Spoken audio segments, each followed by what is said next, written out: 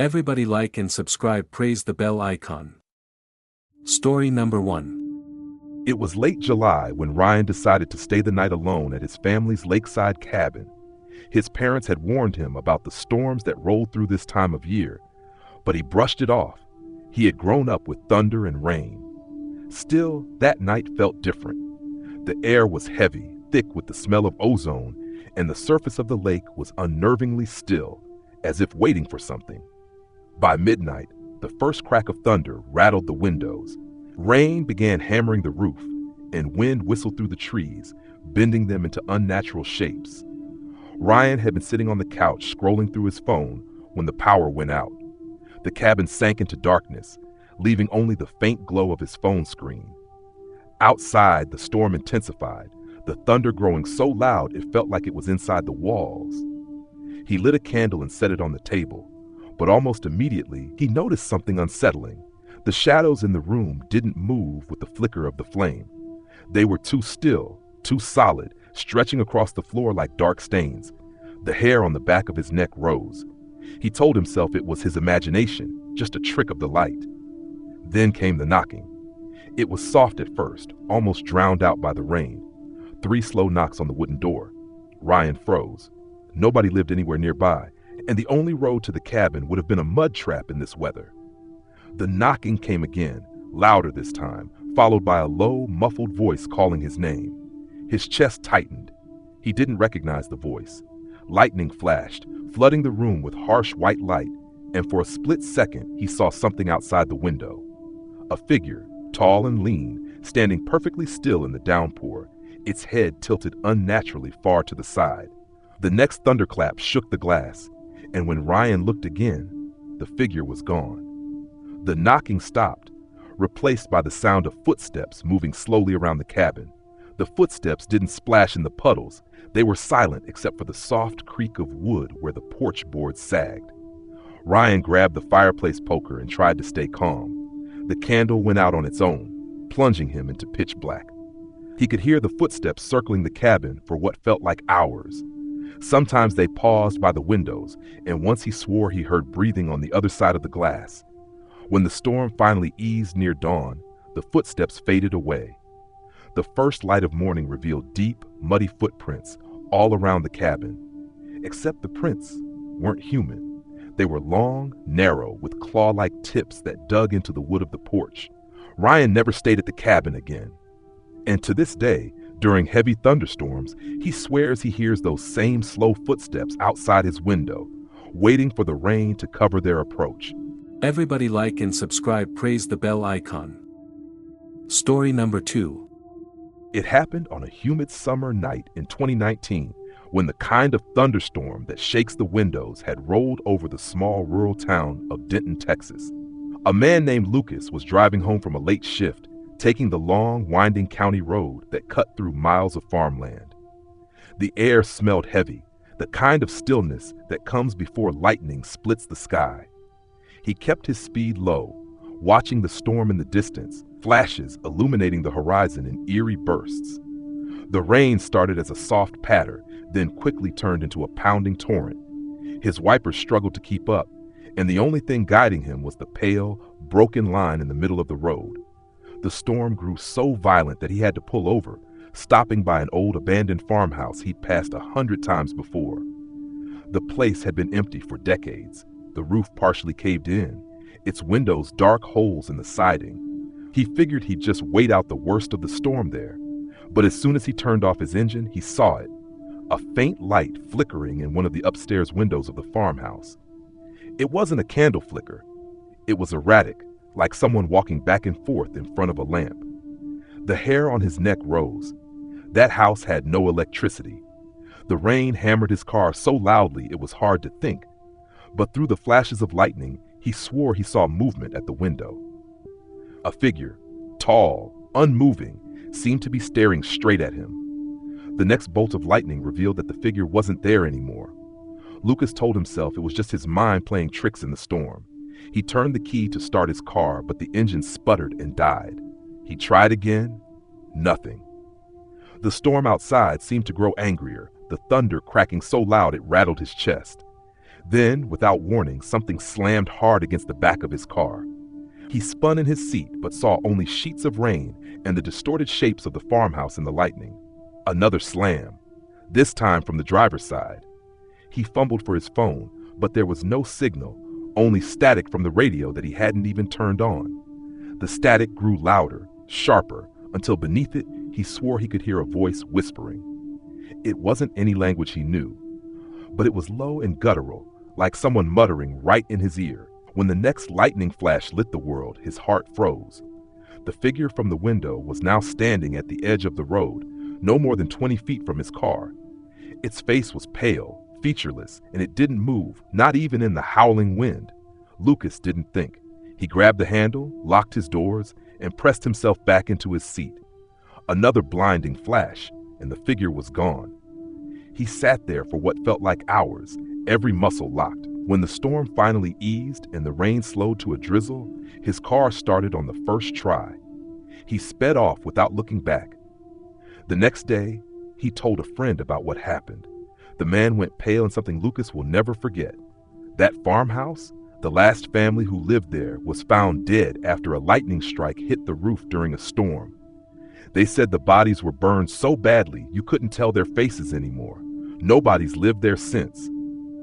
To this day, Lucas refuses to take that road when there's even a hint of rain.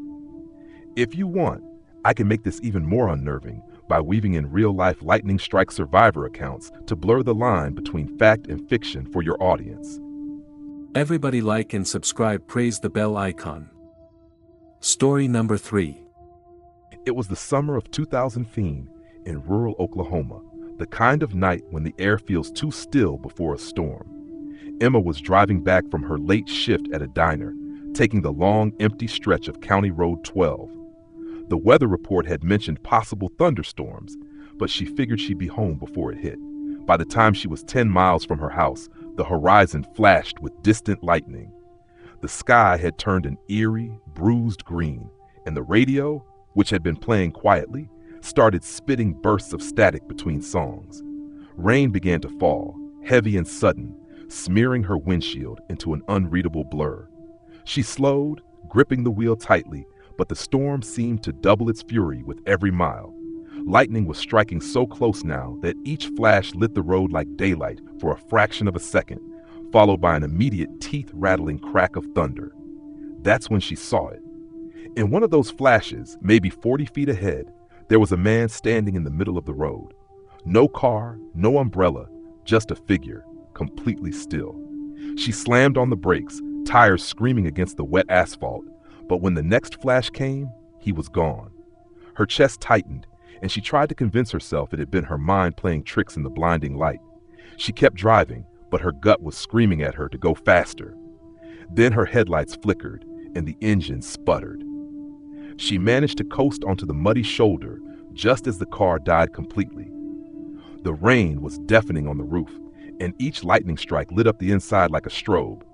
She reached for her phone, but the screen stayed black, dead, even though it had been at 80% an hour ago. Another flash, and her stomach dropped. Through the sheets of rain, a figure was standing at the tree line to her right. The same height, the same stillness. She locked the doors and tried to stay perfectly still, but the next lightning strike showed him closer, at the edge of the road now. No movement in between flashes, just appearing closer every time the sky lit up. The thunder was so loud now, it felt like it was inside her head. The next flash revealed his face for the first time, pale, dripping, his mouth slightly open as if mid-breath. Emma ducked down, trembling, but when she peeked again during the next flash, the man was gone.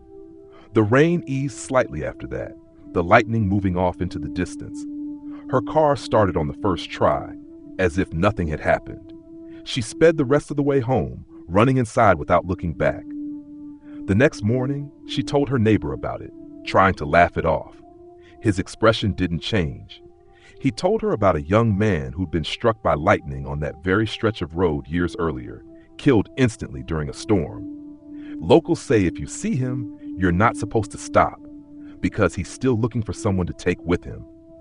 That was over 10 years ago, and Emma still refuses to drive County Road 12 when the forecast calls for thunderstorms. Everybody like and subscribe, praise the bell icon. Story number 4. It was during one of the worst thunderstorms our town had seen in years. The sky was an angry black, and the rain pounded so hard it sounded like gravel hitting the windows. I was home alone, curled up on the couch with a blanket when the power cut out. The sudden silence from the TV was replaced by the howl of wind and the low, unsettling rumble of thunder that seemed to crawl through the walls. I grabbed my phone for light, but the storm was so violent that my signal had already dropped. The only glow came from occasional flashes of lightning that lit the room for a split second at a time, each one revealing something in sharp, cold detail. That's when I saw it, just for an instant, in the reflection of the sliding glass door. A silhouette. Someone was standing in my backyard. I froze, trying to convince myself it was a trick of the light or a tree swaying in the wind. But then another flash lit the yard, and I could see him more clearly. He was tall, thin, and wearing what looked like a soaking wet hoodie. He wasn't moving, just staring toward the house. I ducked down, heart pounding so hard it felt like it was shaking my whole body. Lightning cracked again, and this time the figure was gone. My mind was racing. Had he moved? Was he hiding closer now? The rain was so heavy I couldn't hear footsteps over the pounding on the roof. I decided to grab the baseball bat from under my bed and call the police as soon as my phone got a signal again.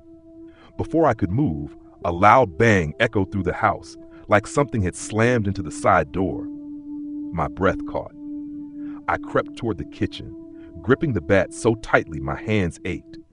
Another flash of lightning illuminated the window in the back door, and I swear I saw his face right against the glass. Expressionless, drenched, with eyes that didn't blink. Then the thunder roared so loud it shook the floor, and when my vision cleared, he was gone again. I ran to the front of the house, fumbling with the locks, ready to make a break for my neighbor's place. But before I could open the door, I noticed something on the floor near the threshold, a single wet footprint. The police later told me no one was found outside, but every door in my house had fresh mud smears on the handles. To this day, every time it storms, I can't help but think about how quiet and patient he was out there, just waiting for the right moment to come inside.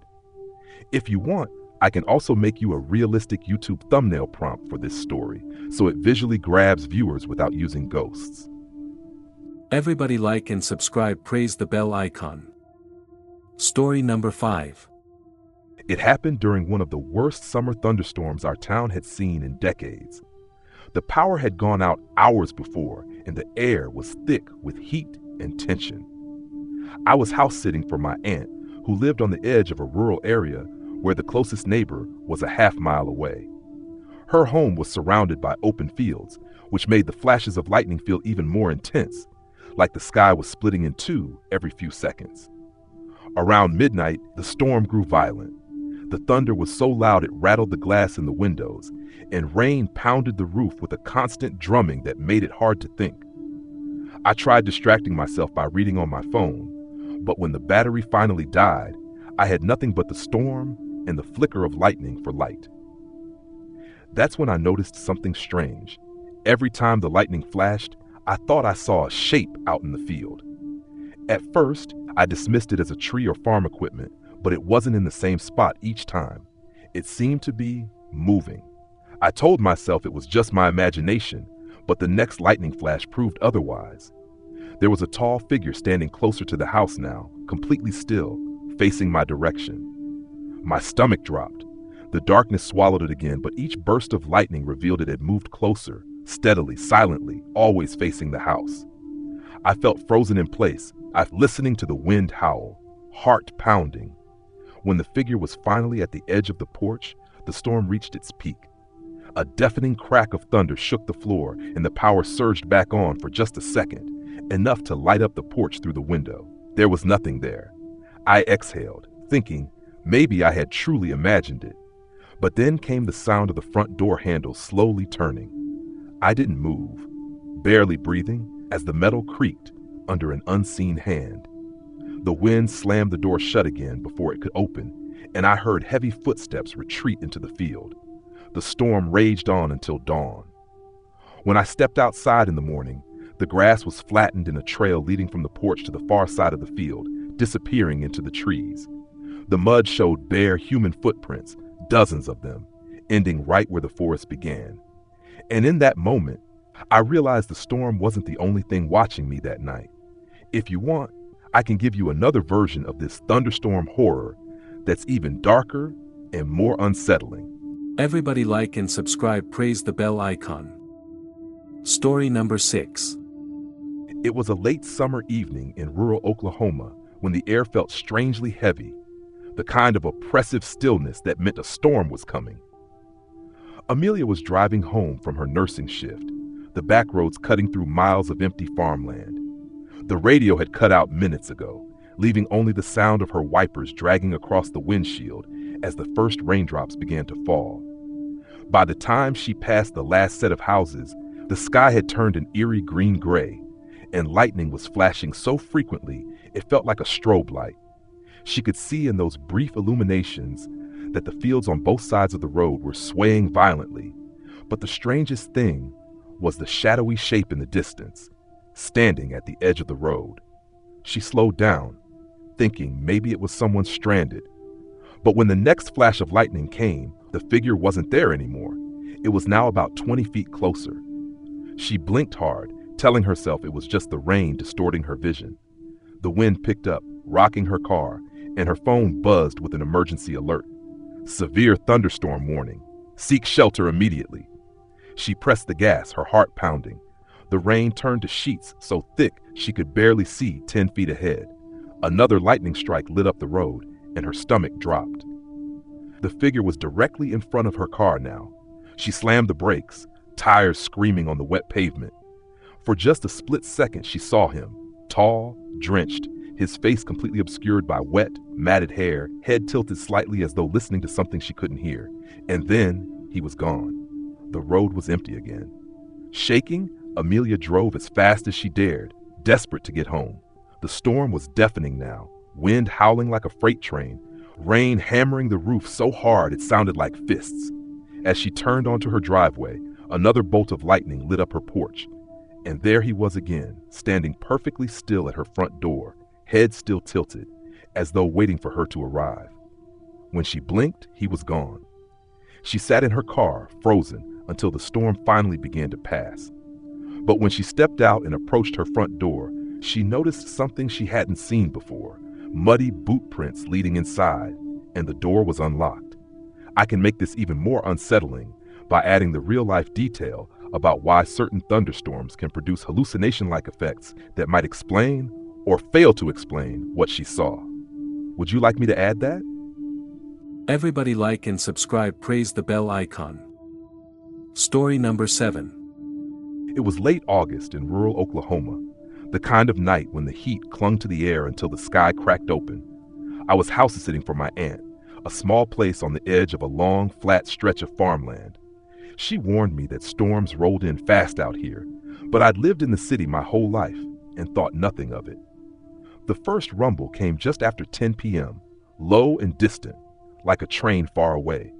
I turned off the TV to listen. Within minutes, the wind was slamming the sides of the house, rattling the loose aluminum siding. The lightning didn't flash. It stayed, a constant, blinding sheet of white across the horizon, and the thunder rolled in like artillery. Then the rain started, hammering against the windows so hard it sounded like gravel.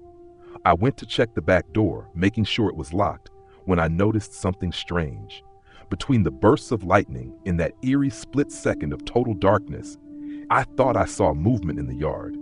At first I brushed it off, shadows playing tricks, but the next flash revealed a man standing at the far end of the field. He wasn't running for cover. He was just standing there, facing the house, rain pouring down his head. I froze. When the lightning cut out, I stared into the darkness, pulse pounding, trying to convince myself I'd imagined it. Another flash, closer this time, lit him up again, but he was nearer, maybe 30 feet closer. I slammed the blinds shut, my heart hammering. I thought about calling the police, but out here, response times weren't fast, and I didn't even have proof someone was there. I grabbed my phone, but right as I dialed, the power went out. The sudden silence was worse than the storm. No fridge hum, no air conditioning, just rain and the hollow moan of wind slipping through the eaves. I stepped back from the window, gripping my phone like a weapon, when the lightning flashed again. This time he was right outside the fence, his head tilted at an unnatural angle, rainwater streaming off his face. He didn't move, didn't flinch. The thunder boomed, rattling the glass, and in the next split second of darkness, I heard the latch on the gate click. The storm seemed to peak then, thunder roaring like an explosion, wind howling through the gaps in the siding.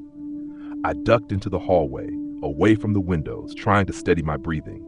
The next lightning strike lit the interior of the house through the gaps in the curtains, and I saw him, inside, dripping on the hardwood floor, staring down the hallway at me. The thunder hit so hard it shook the walls, and when my vision came back, the hallway was empty. But the front door was wide open, the rain blowing in, and muddy footprints trailed into the living room. The storm didn't let up until dawn, and I sat in the locked bathroom with my back against the tub, listening for the sound of footsteps that never came. When the sun finally rose and I opened the door, the footprints were gone. Completely dry floor, no sign of mud, no sign anyone had been there at all. Except for the wet clothes I found folded neatly on the couch. Everybody like and subscribe, praise the bell icon. Story number 8. It happened during one of the worst thunderstorms our small town had seen in years. The power had been flickering all evening, but by 10 p.m., the lights went out completely. I was alone in my old 2-story house, the kind with creaky floors and drafty windows. Outside, the wind howled like it was alive, and the rain battered the glass so hard I thought it might break through. The first time I heard it, I thought it was just the storm. A faint knocking sound, slow and deliberate, coming from somewhere downstairs. I told myself it was the loose shutter on the porch, but then it came again, 3 knocks, each one louder, followed by the sound of the front door handle rattling. My stomach dropped. I crept to the top of the stairs, trying to listen over the roar of the rain. Lightning flashed, and for a split second I saw a dark figure standing outside the glass panel of my front door. I froze. When the thunder followed, it was so loud it shook the walls. By the time I looked again, the figure was gone. I backed into my bedroom, locked the door, and called the police. They said they'd send someone, but with the weather, it might be a while. The storm outside only got worse. Every few minutes, lightning lit up the room, and in one of those blinding flashes, I saw something that made my blood run cold. There was a wet footprint on my bedroom floor. My mind was racing. The door had been locked. I hadn't heard anyone come in. I stared at the footprint. It was fresh, water pooling around it, and it pointed toward my closet. The knocking started again, but this time it wasn't coming from downstairs. It was coming from inside the closet. Slow, deliberate, and timed perfectly with the thunder, as if whoever was inside wanted to make sure I could hear it over the storm. When the police finally arrived 20 minutes later, they found my front door still locked. My closet door, however, was wide open. Inside, there was nothing, except for a trail of wet footprints leading to the open window at the back of the closet. The screen had been cut from the outside. They never caught whoever it was. And every time a thunderstorm rolls through, I swear I can still hear that same slow knocking, timed with the thunder, like they're letting me know they'll be back. Everybody like and subscribe, praise the bell icon. Story number 9. It happened during one of the worst thunderstorms the small rural town had seen in decades. The rain was so heavy it blurred the outlines of the houses, and the wind sounded like a freight train screaming through the streets. For most people, it was a night to hunker down and wait it out. For Matthew Carter, a 27-year-old paramedic, it became the longest and most terrifying night of his life. Around 11:40 p.m., his radio crackled with a distress call from a farmhouse several miles outside town. The caller was a frantic woman saying her father had collapsed, and they couldn't reach the hospital due to the washed-out roads. The dispatcher barely finished the address before the line cut out. Matthew grabbed his gear, knowing he had to get there before things got worse. The drive was brutal. Trees bent dangerously close to the road, and lightning lit up the fields like camera flashes. About halfway there, the storm knocked out all power. The only light came in violent bursts from the sky, and each time it seemed to show more shadows moving across the road than there should have been. Matthew told himself it was just the rain playing tricks on him. When he reached the farmhouse, it looked abandoned. The front porch light was out, and the curtains hung still, unmoved by any wind. He parked and stepped out, but the air felt heavy, too still for the chaos that surrounded him minutes before. As soon as he stepped onto the porch, the storm seemed to roar back to life, thunder shaking the wooden boards under his feet. He knocked, but no one answered. The front door was unlocked, so he stepped in, calling out for the woman who had called. The interior smelled faintly of damp earth, as if the walls themselves were wet. He spotted muddy footprints leading down the hallway. Bare footprints, small ones like a child's, but too many to belong to one person. They led into the living room, where he saw an old man slumped in a chair facing the window. Matthew approached quickly, but when he touched the man's neck, his skin was ice cold. The old man's eyes were open, staring at the window as if still watching something outside. A flash of lightning illuminated the glass, and in that split second, Matthew saw what the man had been looking at. Half a dozen silhouettes standing in the yard, motionless, facing the house. The thunder rolled in, and when the lightning came again, the figures were gone. Matthew's chest tightened. He pulled out his radio to call for backup, but it only emitted static. Then, from somewhere deeper in the house, he heard wet footsteps squelching on the floorboards. Slow, deliberate, getting closer. He turned toward the sound, calling out, but no one replied. The footsteps stopped just before the hallway. Another burst of lightning lit up the house, and for that split second, he saw the hallway filled with people. Pale faces, drenched, their mouths hanging open as if screaming, but no sound came out. The light vanished, and so did they. Matthew bolted out of the house into the pouring rain, heart pounding. But when he reached his ambulance, it was dead. The headlights wouldn't turn on, the engine wouldn't even click. He looked back at the house one last time. Another flash of lightning lit it up, and in every window, there were faces pressed against the glass, watching him. By the time the storm cleared, the farmhouse was empty. No old man, no footprints, nothing but the smell of wet earth. The dispatcher swore no such call had ever come through. Matthew never worked another stormy night again. But sometimes, when the thunder rolls, he swears he can still hear those wet footsteps following just behind him. Everybody like and subscribe, praise the bell icon. Story number 10. It was late August when the storm rolled in without warning. The air had been unbearably humid all day, the kind that clung to your skin and made you feel like you were wading through warm water. By nightfall, the sky turned an unnatural shade of green, and the thunder didn't just rumble, it cracked like a whip, shaking the glass in the windows. David lived alone at the edge of a small rural town, in an old farmhouse his grandfather had left him. When the storm began, he was upstairs reading, but each strike of lightning felt closer than the last. Then the power went out. The house was swallowed in blackness so complete that for a moment, he couldn't tell if his eyes were open or closed. A flash lit up the entire room, and for a split second, David swore he saw something in the corner, a shadow that didn't belong to any furniture. He convinced himself it was just his mind playing tricks. The thunder hit immediately after, so loud it rattled the old picture frames off the walls. Deciding to head downstairs for a flashlight, David made his way to the hallway. That was when he realized the house had gone dead silent. No wind, no rain pelting against the siding, just a suffocating stillness. He reached the bottom step, and the quiet was broken by the faint sound of footsteps above him. Slow, heavy, deliberate. David froze.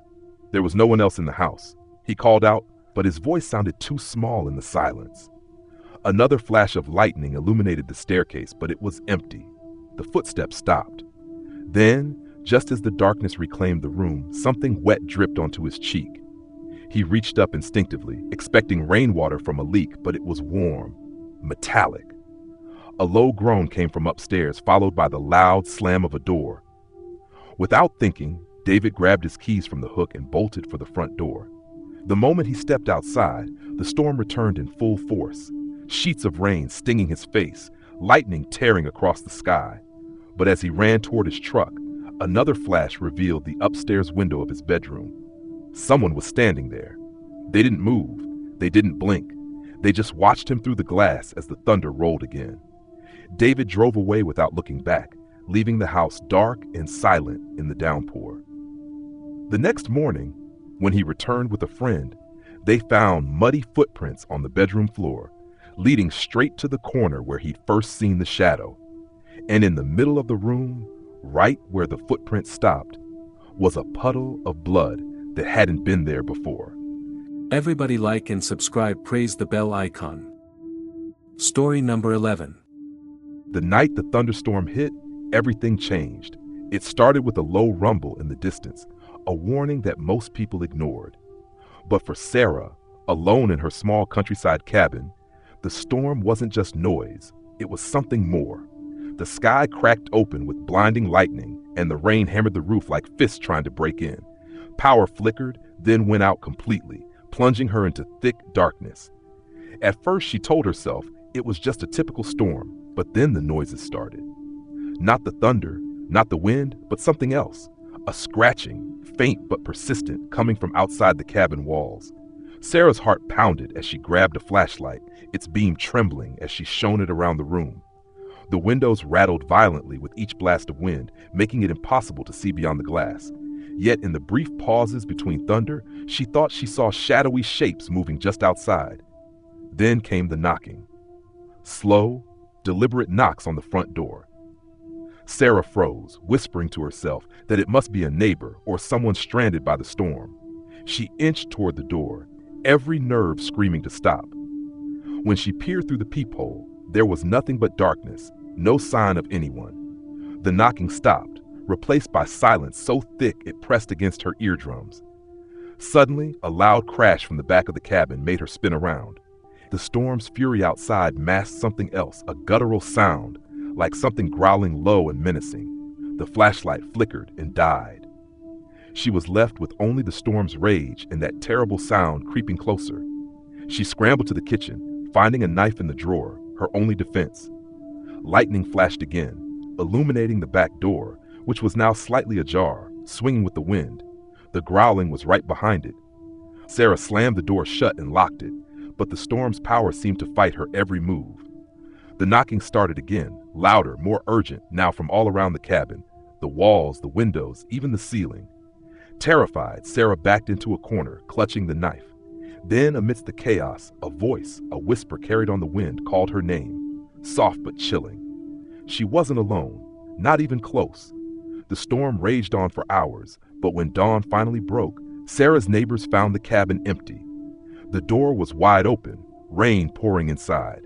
No sign of Sarah, no sign of struggle, only the knife left on the floor, stained with something dark.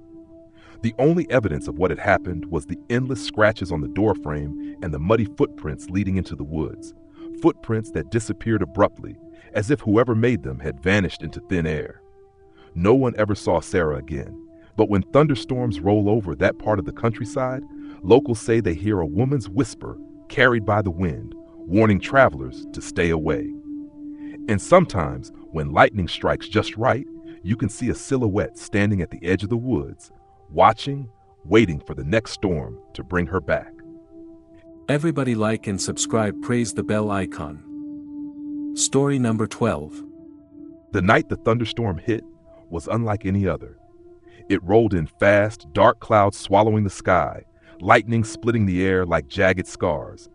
Mia was driving back from her friend's house, alone on a narrow country road, surrounded by dense woods that seemed to close in with every flash of lightning. The rain started as a drizzle, but quickly turned into a relentless downpour, the kind that makes it impossible to see even a few feet ahead.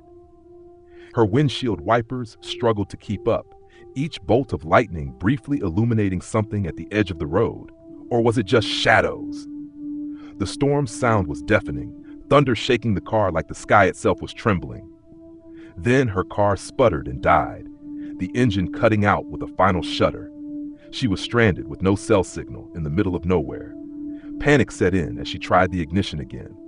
Nothing, just the relentless storm and the trees bending under the wind's fury. She grabbed her flashlight and decided to walk to the nearest house she'd seen miles back. Every step was soaked, cold, and slippery, thunder roaring overhead as if chasing her. Suddenly, a sharp crack split the air nearby. A tree had fallen, blocking her path. Heart pounding, she turned back, but in the chaos of the storm, something else caught her eye. A figure standing just off the road, barely visible through the rain and darkness. It was tall, unnaturally still, drenched in rain, but there was no face, just a black void where one should be. Mia froze, her breath catching in her throat. She tried to blink it away, but the figure moved slowly toward her, silent except for the storm's roar. Desperately, she ran, slipping in the mud, branches scratching her arms as she fled back to her car. She slammed the door shut and locked it, trembling, but the storm's howling was drowned out by a pounding on the roof, heavy, deliberate, like something trying to get inside. The flashlight flickered and died. The engine suddenly turned over. Mia glanced in the rearview mirror and caught a glimpse of the figure pressed against the glass, face still a hollow shadow. She sped away without looking back, the thunderstorm chasing her all the way until the lights of town finally appeared through the rain. To this day, Mia refuses to drive that road when a thunderstorm is coming, and sometimes when the power goes out in the dead of night, she swears she hears tapping on her window, slow, patient, and waiting. Everybody like and subscribe, praise the bell icon. Story number 13. It was one of those nights when the sky churned angrily, the kind of thunderstorm that made even the most stubborn lights flicker and dance. Emma was driving home from a late shift at the hospital, the rain lashing against her windshield like a relentless drum. The highway was nearly empty, except for the occasional truck cutting through the sheets of rain. The radio crackled static, and the storm seemed to swallow every sound except the roar of thunder. As she drove, a flash of lightning illuminated a figure on the side of the road. It was a man, drenched, waving his arms frantically. Against her better judgment, Emma slowed and pulled over. The man got in without a word, his eyes dark and hollow. He didn't say where he was headed. His silence set her on edge, but the storm made leaving him feel impossible. The car's interior lights flickered, then died completely. The dashboard went black. Emma tried to restart the engine, but it was like the storm had stolen all power from her vehicle. The rain intensified, hammering down, and the thunder grew so loud it felt like the sky was tearing apart. Suddenly, the man spoke in a voice barely above a whisper. "You shouldn't have stopped." His words were calm but chilling. Emma's grip on the steering wheel tightened. She glanced at him again. His eyes reflected the lightning flashes, but there was something in them that wasn't quite human. Without warning, the storm outside seemed to seep into the car, the air growing icy cold. Emma could see breath misting in front of her. The radio crackled back to life, but the broadcast was garbled, punctuated by eerie whispers she couldn't make out. The man leaned closer, his face inches from hers. "The storm doesn't just destroy, it takes." Emma's heart pounded. She tried to open her door, but it was locked tight, as if sealed by some unseen force. The windows fogged up, then slowly, as if by a breath, words appeared. "You belong to the storm now." Lightning struck close, shaking the car violently. The man smiled, a twisted grin that stretched too wide. Emma felt herself slipping, her vision blurring as the storm's fury overwhelmed her senses. Hours later, a police officer found the car abandoned on the roadside. The storm had passed, but there was no sign of Emma or the mysterious man. The only thing left inside was the dashboard, still dead, and the faint echo of a whisper carried on the wind. "Don't stop when the storm calls." Everybody like and subscribe, praise the bell icon. Story number 14. It was a late summer evening when Mark decided to take a shortcut home through the old forest road, something he usually avoided, but tonight he was running late and didn't want to waste time. The sky was darkening fast, and distant rumbles of thunder warned of an approaching storm. Mark glanced nervously at the sky as fat drops of rain began to fall, pattering against the windshield of his aging car.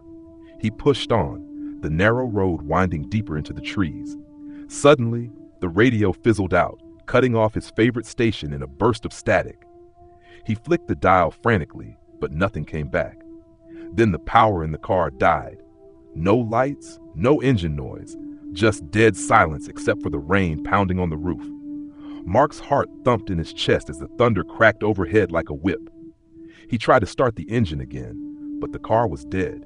He reached for his phone, but there was no signal. His breath caught in his throat as a flash of lightning illuminated the trees outside. Something moved just beyond the edge of the beams from his headlights. A figure, pale and soaked, standing motionless at the side of the road. Mark's fingers trembled as he locked the doors and kept his eyes fixed on the figure. The storm seemed to intensify, the thunder now rolling like a monstrous growl from the dark woods. The figure took a step closer, and Mark's blood ran cold. It wasn't a person, at least not anymore. Its face was twisted in a horrifying, unnatural grin, skin slick and glistening with rain, eyes hollow and black as night. Paralyzed by fear, Mark's mind raced for a way out. The car remained dead, the storm trapping him.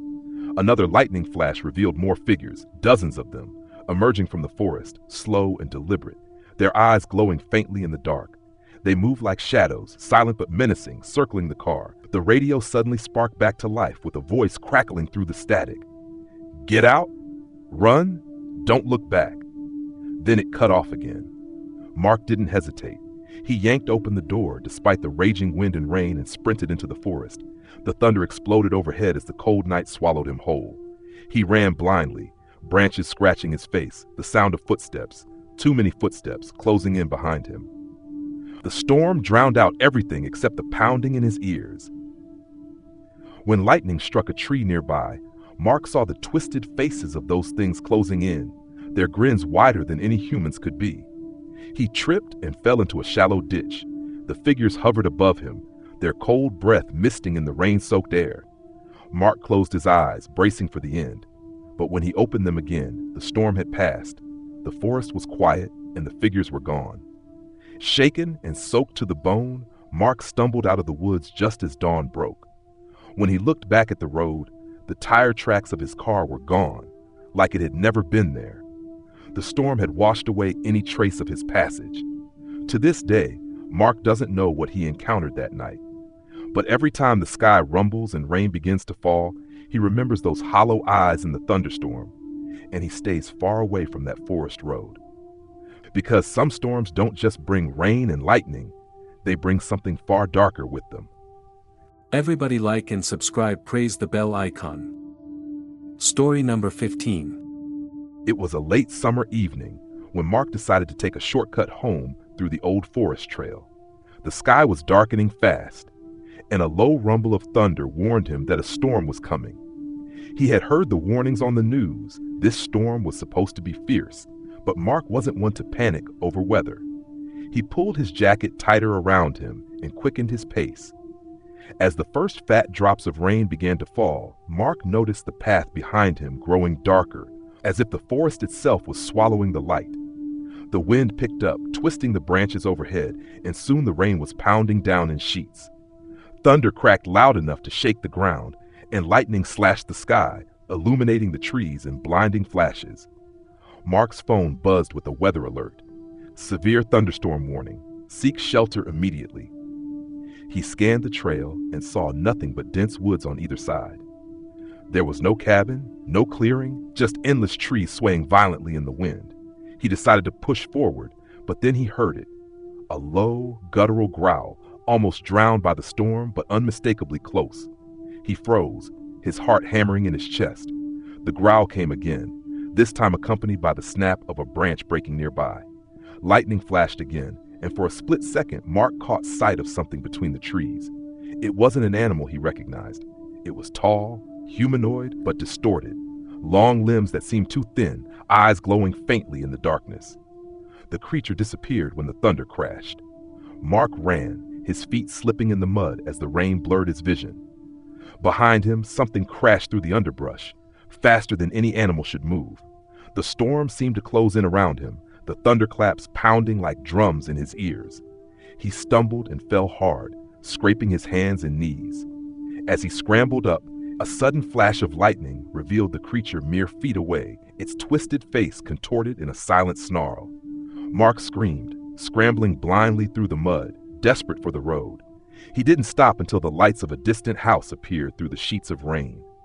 Mark collapsed on the porch, soaked and shaking. The homeowner, startled, pulled him inside. They called the police, but by the time help arrived, the creature was gone. No tracks, no signs, just the storm's destruction and Mark's wild tale. The storm lasted through the night, but the growling, the creature, and the feeling of being hunted lingered in Mark's mind long after the skies cleared. And sometimes, when a thunderstorm rolls in, he swears he hears that low, haunting growl in the distance, waiting to catch him if he ever dares to walk that trail again. Everybody like and subscribe, praise the bell icon. Story number 16. The night was darker than usual, heavy clouds rolling in fast, swallowing the last light of dusk. Sarah had been driving home through the winding country roads when the first distant rumbles of thunder shook the air. She didn't want to stop, just wanted to get home before the storm fully broke loose. But as the rain began to pour in thick sheets, her headlights barely cut through the darkness, and the road ahead seemed to vanish beneath the flood of water. She spotted an old, abandoned gas station on the side of the road and decided to pull in. The building looked deserted, the windows grimy and cracked, but the awning offered some shelter. As she stepped out, the wind howled, pushing her against the wall. The thunder roared louder, shaking the whole structure. Inside, the gas station was filled with dust and shadows. Flickering fluorescent lights buzzed overhead, barely holding on. Sarah's footsteps echoed on the cracked tiles. She reached the counter, hoping to find a phone or at least some sign of life. But the place was empty, eerily silent except for the storm's rage outside. Then, from somewhere deep in the back, a faint noise reached her ears, like slow, heavy breathing. She froze, heart pounding. There was no one else around, was there? She told herself it was just the wind or the creaking of the old building. But the breathing grew louder, closer, and something cold brushed against her ankle. Panic surged. She turned, shining her phone's flashlight, but all she saw were empty shelves and scattered debris. The storm's fury masked any other sound, but in the chaos, she could swear she heard footsteps following her, slow and deliberate. Trying to keep calm, she hurried back toward the exit. Just as she reached the door, the lights went out completely. The gas station was plunged into total darkness. The storm's thunder cracked right above, making the windows shudder violently. Suddenly, something slammed into her from behind, knocking her to the ground. She scrambled, heart hammering, but whatever had grabbed her was strong, cold, and silent. She couldn't see it, only felt its icy grip tightening. Desperately, she kicked and clawed at the empty air, screaming for help. Then, in a flash of lightning, she caught a glimpse. A pale figure, with hollow, empty eyes and a twisted smile, standing just inches from her face. The storm drowned out her screams as the creature whispered, "You shouldn't have stopped." The next morning, the gas station was empty again. No sign of Sarah except her abandoned car parked outside, tires spinning uselessly in the mud. The storm had passed, but the locals who drove by swore they could still hear distant breathing and footsteps from the empty building whenever the sky grew dark and the thunder rolled near. Everybody like and subscribe, praise the bell icon. Story number 17. It was a late summer night when the sky suddenly darkened, the kind of darkness that feels unnatural, like the world is holding its breath. Jake was driving back home after a late shift at the hospital, the only sound in his car the soft hum of the radio. Then, without warning, the storm hit. Thunder cracked like the sky was breaking apart, and lightning slashed through the air with blinding intensity. He pulled over to the side of a narrow country road, the rain hammering the windshield like fists. The trees around him swayed violently, groaning under the wind. The radio static buzzed into white noise, then went dead. In the sudden silence, Jake noticed something odd. The storm wasn't moving. Usually these storms rush across the sky, but this one seemed to trap him in its heart. He glanced at his phone. No signal. Nothing but a flickering screen, struggling to hold on. He thought about driving on, but the road was disappearing under flooding water, slick and treacherous. So he stayed, eyes darting to the woods beside him. Something about those trees felt wrong tonight. Shadows twisted inside the rain, and between flashes of lightning, he swore he saw figures, people, or something else, standing just beyond the tree line. The wind carried strange sounds. At first, he thought it was the storm, branches snapping, rain pounding, the whistle of the wind. But there was a rhythm, a whispered chanting that seemed to come from nowhere and everywhere all at once. The hairs on the back of his neck stood on end. Suddenly, the car's lights flickered and died, plunging him into pitch darkness, except for the intermittent lightning.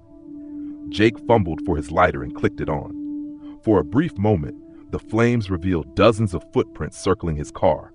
Not human, wider and deeper, like something large and heavy had been pacing while the storm raged. His heart pounded as the chanting grew louder, the air thick with a damp, cold smell like earth after a grave had been disturbed. Then came the first knock on the roof of his car, slow, deliberate. Another knock, and another. It wasn't the storm. Something was up there. Jake's breath caught, every instinct screaming to run, but the floodwaters had turned the road into a mirror of black glass. He looked up through the rain-spattered windshield just in time to see a shadowy hand reaching down from the edge of the treetops, claws digging into the metal roof. The car shuddered under the weight. Jake slammed his foot on the gas, the tires screaming on wet asphalt as the creature clawed and snarled, scraping metal and leaving deep gouges in the roof. He could hear it breathing, wet, heavy, inhuman. Lightning flashed one last time, illuminating a grotesque face pressed against the glass, a pale, sunken face with black, empty eyes and a mouthful of jagged teeth. Then it was gone, and the storm started moving again, fading into the distance like a nightmare retreating. Jake didn't stop driving until dawn. When he finally reached the safety of a gas station, his car was battered, the roof torn, and the strange claw marks raw and bleeding like wounds. No one believed his story about the creature in the storm. The authorities chalked it up to weather damage and his exhausted mind. But Jake never forgot the feeling of those empty eyes watching him through the rain, or the way the thunder seemed to echo a warning he couldn't understand. Since that night, every thunderstorm feels like a trap, every crack of lightning a signal that something dark is waiting just beyond the storm. Everybody like and subscribe, praise the bell icon. Story number 18.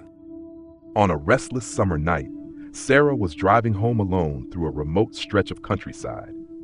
The sky was churning with thick black clouds, and the rumble of thunder grew louder with each passing minute. She had heard the weather forecast warning about severe thunderstorms, but the road was the only way back to her small town, and she was already late. As the first heavy drops began to fall, Sarah's headlights barely cut through the sheets of rain.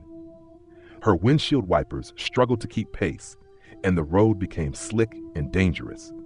Suddenly, a fierce bolt of lightning cracked the sky directly overhead, illuminating the dense forest lining the highway. In that brief flash, Sarah thought she saw a figure standing just at the tree line, watching her. Her heart raced, but the figure vanished before she could be sure. She convinced herself it was a trick of the light or a tree branch swaying in the storm. Minutes later, the car's engine sputtered and died. Sarah was stranded in the middle of nowhere, the thunder roaring like a beast all around her. She tried the ignition again, but the engine only coughed in protest. The storm was closing in, rain slashing sideways now, lightning stabbing the sky in relentless fury. She grabbed her phone but found no signal. Panic crept in as the isolation pressed down on her. Through the storm, a faint light flickered in the distance, a house.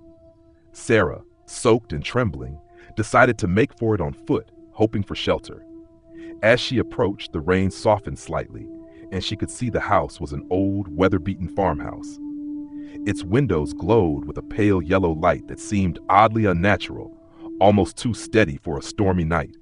She knocked on the door, which creaked open before she could even finish. Inside, the air was thick and heavy, smelling faintly of damp earth and something metallic. A man appeared from the shadows, tall, pale, with eyes that gleamed like wet stones. He smiled without warmth and invited her in without a word. Sarah stepped inside, the door slamming shut behind her. The lights flickered and dimmed, the storm's fury now muffled into a dull roar outside. She tried to back away but found the floorboards cold and slick beneath her feet, as if soaked in something dark. Suddenly, the man reached out, and Sarah saw the gleam of a knife catching the weak light.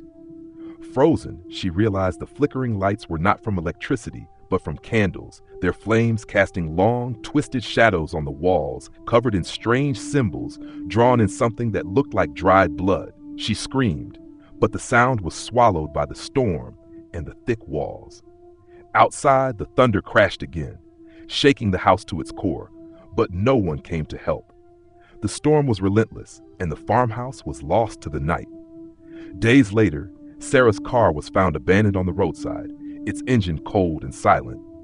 No trace of her was ever recovered, just the echoes of that storm and the lingering chill of a terror that no one dared explain.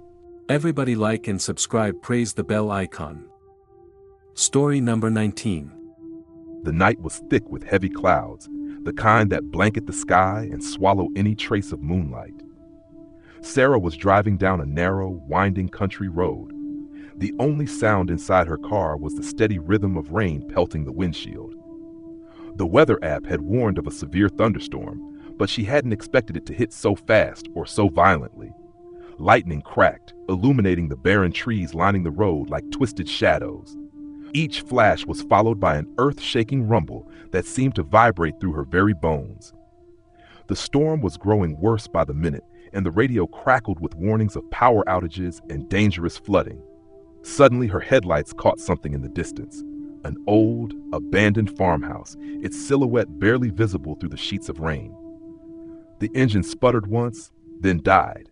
Panic started to seep in as she fumbled to restart it. Nothing. She was stranded, miles from help, with the storm closing in. With no other choice, she grabbed her flashlight and stepped out into the downpour. The rain was cold and relentless, soaking her to the skin within seconds. The wind howled through the trees, carrying with it strange, almost human-like whispers that made her skin crawl. She forced herself to move toward the farmhouse, hoping to find shelter, maybe a phone to call for help. The door creaked open with surprising ease. Inside, the air was thick with dust and something else, something metallic like rust or old blood. Her flashlight flickered as she swept its beam across the decaying furniture and peeling wallpaper. In the corner, something moved. Sarah froze. The figure was hunched, its face obscured by shadows. She tried to call out, but her voice caught in her throat. The figure lurched forward, revealing hollow eyes that seemed to absorb the light. Before she could scream, the storm outside intensified, and the farmhouse was suddenly plunged into darkness as the power went out. Heart pounding, Sarah backed away, but the door slammed shut behind her. Trapped, she felt the cold breath of the figure brush past her ear, whispering words she couldn't understand, words that chilled her soul. The thunder roared again, louder than ever, drowning out her screams. When the storm finally passed hours later, the farmhouse was empty. Sarah's car was gone, and no one ever found a trace of her. All that remained was the faint echo of whispered warnings carried on the wind, warning anyone who dared drive that cursed road when the thunderclouds gather.